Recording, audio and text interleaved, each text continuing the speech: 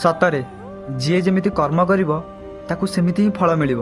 ଆଉ ଠିକ୍ ଏମିତି ଫଳ ମୋତେ ହିଁ ମିଳିଛି। କାହିଁକି ନା ମୋତେ କୁଆଡ଼େ ମୋ ବାବା କୁହନ୍ତି କି ତୁ ସବୁବେଳେ ମିଛ କହୁଛୁ, ସେଥିପାଇଁ ମୋ କର୍ମର ଫଳ ଆଜି ମୋତେ ମିଳିଛି। ଆଉ ଏଇଟା ମୁଁ ନିଜେ ଅଙ୍ଗେ ବି ଲିଭଉଛି ବର୍ତ୍ତମାନ। ତ ସେଥିପାଇଁ ମୋ ନିଜର କିଛିଟା ଫିଲିଙ୍ଗ ସେୟାର କରିବାକୁ ଆସିଛି କି ହଁ ସତରେ କର୍ମଫଳ ସମସ୍ତଙ୍କୁ ମିଳୁଛି। ଏଇଟା କେଉଁ କର୍ମ ଯିଏଠି କେଉଁ କର୍ମ କରୁଛି, ସୁକର୍ମ କରୁଛି, ଯାହା ବି କରୁ, ଯଦି ଭଲ କରୁଥିବ ତ ଭଲ ଫଳ ମିଳିବ, ଯଦି ଖରାପ କର୍ମ ବି କରୁଥିବ ତାକୁ ଏଇଠି ହିଁ ଫଳ ମିଳିବ। ଆଉ ଯେଉଁ କହୁଛନ୍ତି ନର୍କରେ ଗଲେ ତାକୁ ଜମ ତେଲ କଡ଼େଇରେ ଭାଜିଦେବ, ସେମିତି କିଛି ବି ହେବନି। ସମସ୍ତଙ୍କ କର୍ମଫଳ ଯିଏ ଯେମିତି କର୍ମ କରିଥିବ ତାକୁ ଏଇଠି ହିଁ ଫଳ ମିଳିବ। ଏଇଟା ମୁଁ ନିଜେ ଆଜି ଶିଖିଲି।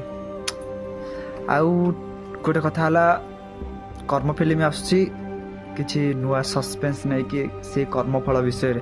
ଆଉ ଅନୁଭବ କହିଛନ୍ତି କି ମୁଁ ନିଜେ ବି ଜାଣିନି କି ଏ ଫିଲ୍ମରେ ଲାଷ୍ଟକୁ କ'ଣ ହେବ।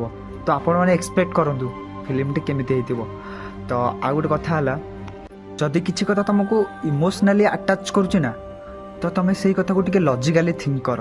ଆଇ ମିନ୍ କି ପ୍ରାକ୍ଟିକାଲି ଭାବ କି ସେ କଥାଟା କେମିତି ହେଉଛି କେମିତି ନାହିଁ।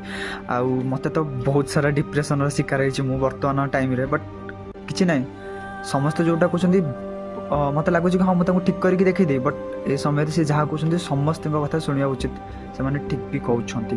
ବୁଝିଲେ? ଆଉ କର୍ମ ଫିଲ୍ମ ଦେଖିବାକୁ ଆସିବେ ସବୁ। ରହିଲି।